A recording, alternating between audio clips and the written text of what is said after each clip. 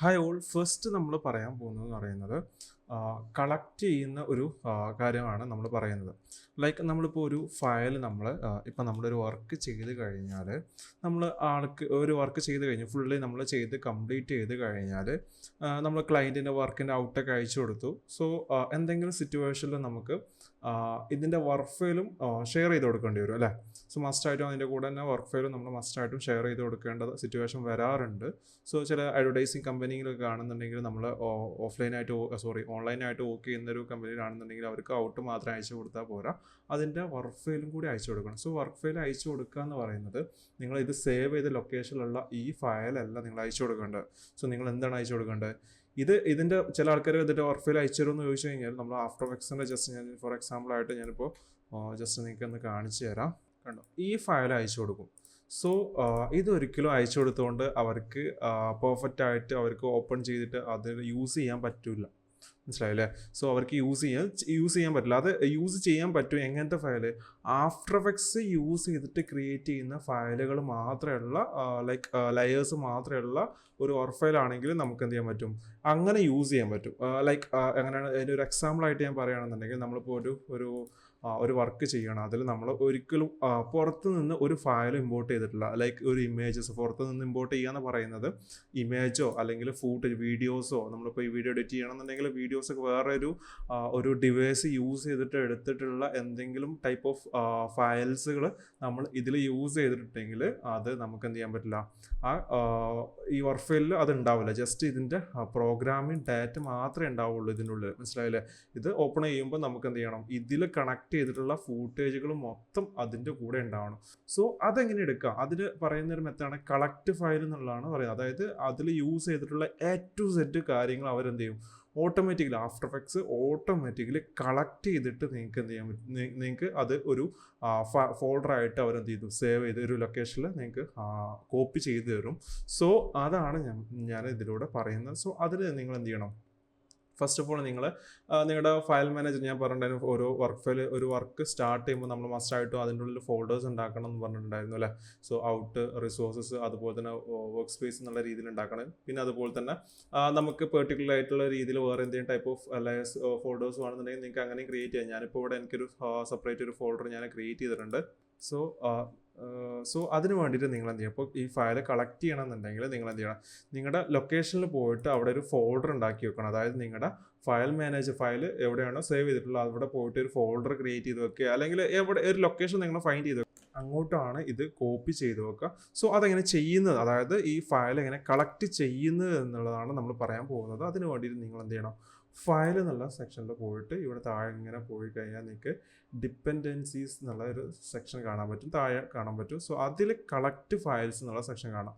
So just അതൊന്ന് click ചെയ്യുക. അപ്പോൾ ക്ലിക്ക് ചെയ്ത് കഴിഞ്ഞാൽ നിങ്ങൾക്ക് ഇതുപോലത്തെ ഒരു വിൻഡോ വരും. ഇപ്പോൾ നിലവിൽ കിടക്കുന്ന സെറ്റിങ്സ് കീപ്പ് ചെയ്യണം. ഇവിടെ നിങ്ങൾ കളക്ട് സോഴ്സ് ഫയൽസ് എന്നുള്ളടത്ത് ഓൾ എന്നുള്ള കൊടുക്കണം കേട്ടോ. സോ എന്നാലേ നിങ്ങൾക്ക് എല്ലാതും കളക്ട് ചെയ്യത്തുള്ളൂ. പിന്നെ ജനറൽ റിപ്പോർട്ട് ഓൺലി എന്ന് പറയുമ്പോൾ റിപ്പോർട്ട് മാത്രമായിട്ട് അവർ കളക്ട് ചെയ്യും. അത് വേണ്ട, നമുക്ക് മൊത്തത്തിൽ കളക്ട് ചെയ്യണം. ഇതിന് എന്ത് ചെയ്യുക? ഇവിടെ കളക്ട് എന്നുള്ള ഓപ്ഷൻ കൊടുക്കുക. ഇവിടെ ക്ലിക്ക് ചെയ്യാനുണ്ടാവും. ജസ്റ്റ് ക്ലിക്ക് ചെയ്ത് കഴിഞ്ഞാൽ നമുക്ക് ഫയൽ മാനേജർ ഓപ്പൺ ആയി വരും. ഇതിന് എന്ത് ചെയ്യുക? നിങ്ങളുടെ ലൊക്കേഷൻ ഇതിൽ ആഡ് ചെയ്ത് കൊടുക്കുക. ഞാനിപ്പോൾ ഇവിടെ എൻ്റെ ഫയൽ സേവ് ചെയ്തിട്ടുള്ള ലൊക്കേഷൻ ഞാൻ ഇവിടെ ആഡ് ചെയ്ത് കൊടുക്കുകയാണ്. എന്നിട്ട് എന്ത് ചെയ്യുന്നു? ഇവിടെ ഒരു പുതിയൊരു ഫോൾഡർ ഉണ്ടാക്കുക. ഞാൻ ജസ്റ്റ് ന്യൂ ഫോൾഡർ ഉണ്ടാക്കിയിട്ട് ജസ്റ്റ് കളക്ട് എന്നുള്ള ഒരു ഫോൾഡർ ക്രിയേറ്റ് ചെയ്യുന്നു. ദെൻ എന്ത് ചെയ്യുന്നു? സേവ് ചെയ്തിട്ട് അതിൻ്റെ ഉള്ളിലോട്ട് ഞാൻ എന്ത് ചെയ്യുന്നു? സേവ് എന്ന് കൊടുക്കുന്നു. അപ്പോൾ എന്തായി? ഓട്ടോമാറ്റിക്കലി അവരെന്ത് ചെയ്തു? ഇങ്ങനെ ഒരു ചെറിയൊരു ലോഡിങ് കാണിക്കും.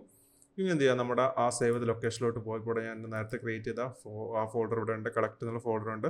സോ അതിൻ്റെ ഉള്ളിലോട്ട് പോയി കഴിഞ്ഞാൽ നമ്മുടെ പ്രൊജക്റ്റിന് എന്തായിരുന്നു പേര് കൊടുത്തിന് അതിൻ്റെ പേരിലായിരിക്കും അവിടെ ഫോൾഡർ ഉണ്ടാവും. അവിടെ ഞാൻ ഒരു പേര് അൺടൈറ്റിൽഡ് പ്രൊജക്റ്റ് എന്നുള്ള അതിൽ ഡെമ്മി ആയിട്ട് വരുന്ന പേരായിരുന്നു കൊടുത്തിട്ടുണ്ടായിരുന്നത്. സോ ആ ഫോൾഡർ ആ നെയിമാണ് ഇവിടെ വന്നിട്ടുള്ളത്. സോ ഇതിൻ്റെ ഉള്ളിലോട്ട് പോയി കഴിഞ്ഞാൽ നമുക്ക് ഇവിടെ കാണാം, നമ്മുടെ റിപ്പോർട്ട് കാണാൻ പറ്റും. സോ ഇവിടെ റിപ്പോർട്ട് ടാപ്പ് ചെയ്ത് കഴിഞ്ഞാൽ നമുക്ക് ഇതിൽ യൂസ് ചെയ്തിട്ടുള്ള സകല സംഭവങ്ങളും ഇവിടെ ഉണ്ടാവും. A to Z കാര്യങ്ങളും ഇവിടെ ഉണ്ടാവും. ഈ റിപ്പോർട്ട് ക്രിയേറ്റ് ചെയ്ത സമയവും ഡേറ്റും പിന്നെ റിപ്പോർട്ടിൻ്റെ പേര്, അതിൻ്റെ ലൊക്കേഷൻസ്, പിന്നെ A to Z കാര്യങ്ങളും അവിടെ ഉണ്ടാവും. അതിലെത്ര കോമ്പോസിഷൻ ഉണ്ടായിരുന്നു, എന്തൊക്കെ എഫക്ട്സ് യൂസ് ചെയ്തിട്ടുണ്ട്, അതിൻ്റെയൊക്കെ ലിസ്റ്റ് കണ്ടോ അവിടെ. Effects used for, so effects corner pin, chelate, ഇങ്ങനത്തെ കാര്യങ്ങൾ, പോയിന്റ് കൺട്രോൾ, സ്ലൈഡർ കൺട്രോൾ, ഈ കാര്യങ്ങളൊക്കെ യൂസ് ചെയ്തിട്ടുണ്ടെന്ന് കൊടുത്തിട്ടുണ്ട്. ഇങ്ങനത്തെ കാര്യങ്ങൾ അവിടെ ഉണ്ടാവും. പിന്നെ ഫോണ്ട് യൂസ് ചെയ്തിട്ടുണ്ട്, അതേതാണ് ഫോണ്ട് എന്നുള്ളത് ഉണ്ടാവും. പിന്നെ അതുപോലെ തന്നെ നിങ്ങൾ പ്ലഗിൻസുകൾ യൂസ് ചെയ്തിട്ടുണ്ട്, അത് ഉണ്ടാവും, അതിൽ കൊടുത്തിട്ടുണ്ടാവും. സോ എല്ലാ സാധനങ്ങളും അതിൽ കൊടുത്തിട്ടുണ്ടാവും. ഓക്കെ, സോ പിന്നെ നമ്മുടെ പ്രോഗ്രാം ഫയൽ ഇവിടെ ഉണ്ട്. സോ ഇതാണ് നമ്മൾ ടാപ്പ് ചെയ്യേണ്ടത്. പിന്നെ ഇവിടെ നമുക്ക് ഫൂട്ടേജ് എന്ന് പറഞ്ഞാൽ ഒരു ഫോൾഡർ ഉണ്ടാവും. സോ അതിൻ്റെ ഉള്ളിൽ പോയി കഴിഞ്ഞാൽ ഇതിൽ യൂസ് ചെയ്തിട്ടുള്ള സെറ്റ് ഫൂട്ടേജസ് അവർ ഓട്ടോമാറ്റിക്കലി കളക്ട് ചെയ്തിട്ട് ഇവിടെ സേവ് ചെയ്ത് വെച്ചിട്ടുണ്ട്. കണ്ടോ, ഇവിടെ ഓട്ടോമാറ്റിക്കലി കളക്ട് ചെയ്ത് കോപ്പി ചെയ്ത് വെച്ചിട്ടുണ്ട്. സോ ഇതൊന്നും നമ്മൾ ചെയ്യേണ്ട കാര്യമില്ല. സോ ഇനി എന്ത് ചെയ്യാം, നമുക്ക് ഇനി ഒരാൾക്ക് ഇത് ഈ ഫയൽ അയച്ചു കൊടുക്കണമെന്നുണ്ടെങ്കിൽ ജസ്റ്റ് എന്ത് ചെയ്യാം, ഇതിനെ സിപ്പായിട്ട് ആക്കിയിട്ട് നമുക്ക് എന്ത് ചെയ്യാം, ആൾക്ക് അയച്ചു കൊടുക്കുക. അല്ലാന്നുണ്ടെങ്കിൽ ജസ്റ്റ് വാട്സപ്പിലോ അല്ലെങ്കിൽ പെൻഡ്രൈവിലോ കോപ്പി ചെയ്തിട്ട് ഷെയർ ചെയ്യണേ, അങ്ങനെ ഷെയർ ചെയ്ത് കൊടുക്കുക. ഇത് ജസ്റ്റ് കോപ്പി ചെയ്യാം. അങ്ങനെ ജസ്റ്റ് കോപ്പി ചെയ്തിട്ട് അതിലോട്ട് പേസ്റ്റ് ചെയ്തിട്ട് ദെൻ ആ സിസ്റ്റത്തിൽ ഓപ്പൺ ചെയ്യുമ്പോൾ, ഫോൾഡർ ഓപ്പൺ ചെയ്യുമ്പോൾ ഇത് ജസ്റ്റ് ടാപ്പ് ചെയ്ത് കഴിഞ്ഞാൽ ഓട്ടോമാറ്റിക്കലി അവരെന്ത് ചെയ്യും, ഈ ഫയൽ ഫൈൻഡ് ചെയ്യും. ഓക്കെ, ഇനി ഇൻകേസ് ആ ഒരു ഫയൽ ഫൈൻഡ് ചെയ്യാൻ പ്രോബ്ലംസ് അവിടെ എന്തെങ്കിലും എറർ കാണിക്കുകയാണെങ്കിൽ രണ്ടാമതൊന്ന് റീലൊക്കേറ്റ് ചെയ്ത് കൊടുത്താൽ മതി. ഓക്കെ, സോ പിന്നെ ഇതിൽ മെയിനായിട്ട് നോക്കേണ്ട കാര്യം എന്താ വെച്ചാൽ, ഇപ്പോൾ ഈ ഗ്രാഫിക് ഡിസൈനിങ് ചെയ്യുന്ന ആൾക്കാരാണെന്നുണ്ടെങ്കിൽ ഇല്ലുസ്ട്രേഷനിലൊക്കെ നമുക്ക് ഇതുപോലെ പാക്കേജൊക്കെ ആയിട്ട് നമുക്ക് ഷെയർ ചെയ്ത് കൊടുക്കാൻ പറ്റും. സോ അവിടെയൊക്കെ ഉള്ളൊരു പ്രത്യേകത എന്താ വെച്ചാൽ, നമുക്ക് അവിടെ എന്തുണ്ട്, നമ്മൾ അതിൽ യൂസ് ചെയ്തിട്ടുള്ള ഫോണ്ടുകളൊക്കെ അതിൻ്റെ കൂടെ കളക്ട് ചെയ്ത് കണ്ടാണ് അവർ കൊടുക്കുന്നത് അല്ലേ. അഡോബിൻ്റെ ഇല്ലുസ്ട്രേഷൻ എന്ന് പറഞ്ഞ സോഫ്റ്റ്വെയറിൽ നമുക്ക് ഇതുപോലെ ചെയ്യാൻ പറ്റും. എല്ലാ സോഫ്റ്റ്വെയറിലും ഇത് ഇങ്ങനെ ചെയ്യാൻ പറ്റുന്ന മെത്തേഡ് ഉണ്ട്. നമുക്ക് പ്രീമിയർ പോലൊക്കെ ചെയ്യാൻ പറ്റും ഇത്. സോ അപ്പോൾ അവിടെ കളക്ട് ചെയ്യുന്ന ഫോണ്ടുകൾ അടക്കം കളക്ട് ചെയ്യുന്നു. പക്ഷേ ഇവിടെ എന്ന് പറയുമ്പോൾ ഫോണ്ടുകൾ കളക്ട് ചെയ്യത്തില്ല. അതുപോലെ തന്നെ ഇതിൽ നമ്മൾ എന്തെങ്കിലും പ്ലഗിനുകൾ യൂസ് ചെയ്യും, പ്ലഗിൻ എഫക്ട്സുകൾ ഉണ്ടാവുമല്ലോ. ഇപ്പോൾ ഫോർ എക്സാമ്പിൾ ആയിട്ട് പറയുകയാണെങ്കിൽ സേബർ എന്നുള്ള ഒരു എഫക്ട്സ് ഉണ്ട്, ഒരു പ്ലഗിൻ ഉണ്ട്, പ്ലഗിൻ യൂസ് ചെയ്തിട്ടുള്ള ഒരു എഫക്ട്സ് ആണ്. സോ അതൊക്കെ നമ്മൾ യൂസ് ചെയ്തിട്ടുണ്ടെങ്കിൽ അതൊന്നും കളക്ട് ചെയ്യില്ല. പക്ഷേ ഇതിൻ്റെ പ്രശ്നം എന്താ വെച്ചാൽ, നമ്മൾ ആ സിസ്റ്റത്തിൽ നമ്മളിങ്ങനെ കളക്ട് ചെയ്തിട്ട് അവർക്ക് അയച്ചു കൊടുത്ത് അവരുടെ സിസ്റ്റത്തിൽ ഇത് ഓപ്പൺ ചെയ്യുമ്പോൾ അവിടെ എന്തൊക്കെ കാണിക്കും, ആ ഫോണ്ട് അതിൽ യൂസ് ചെയ്തിട്ടുള്ള ഫോണ്ട് അവൻ്റെ സിസ്റ്റത്തിൽ ഇൻസ്റ്റാൾ ചെയ്തിട്ടില്ലെങ്കിൽ അത് മിസ്സിങ് കാണിക്കും. ഇവിടെ നമ്മൾ ഓപ്പൺ ചെയ്യുമ്പോൾ ഇവിടെ ഇങ്ങനെ ഒരു മിസ്സിങ് പറഞ്ഞിട്ട് ഒരു വിൻഡോ വരും.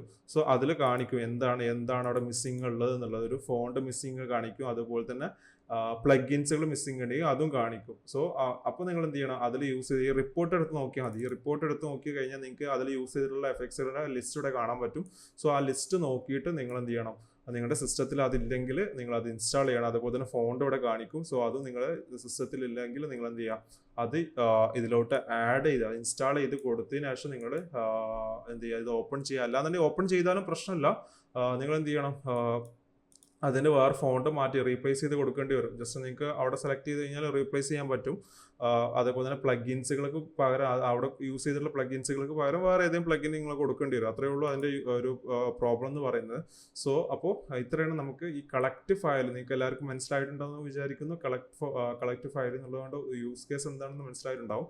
പിന്നെ ഇതിൻ്റെ വേറൊരു ഇതെന്താ വെച്ചാൽ, വേറൊരു പ്ലസ് പോയിന്റ് എന്താ വെച്ചാൽ, നമ്മൾ ചെയ്ത വർക്കുകൾ ഇപ്പോൾ ചില ആളുകളുടെ സിസ്റ്റങ്ങളിലൊക്കെ കുറച്ച് സ്പേസ് ഉണ്ടാവുള്ളൂ. ഇപ്പോൾ SSD ആയതുകൊണ്ട് പല ആളുകളും കൂടുതൽ സ്പേസ് കീപ്പ് ചെയ്യുന്നുണ്ടല്ലോ. 512 ഒക്കെ ആയിരിക്കും അധികം ആൾക്കാരുടെ സ്റ്റോറേജ് വരുന്നത്. സോ അപ്പോൾ ആ സിറ്റുവേഷനൊക്കെ വരുമ്പോൾ നമ്മളൊരു വർക്ക് ചെയ്ത് ഫുള്ളി കംപ്ലീറ്റ് ചെയ്ത് കഴിഞ്ഞാൽ നമ്മൾ എന്ത് ചെയ്യാം, ഇങ്ങനെ ഇപ്പോൾ ഞാൻ ഫോർ എക്സാമ്പിൾ ആയിട്ട് പറയുകയാണെന്നുണ്ടെങ്കിൽ ഞാൻ ചെയ്യുന്നൊരു മെത്തേഡ് ഞാൻ നിങ്ങളോട് ഒന്ന് ഷെയർ ചെയ്ത് തരാം.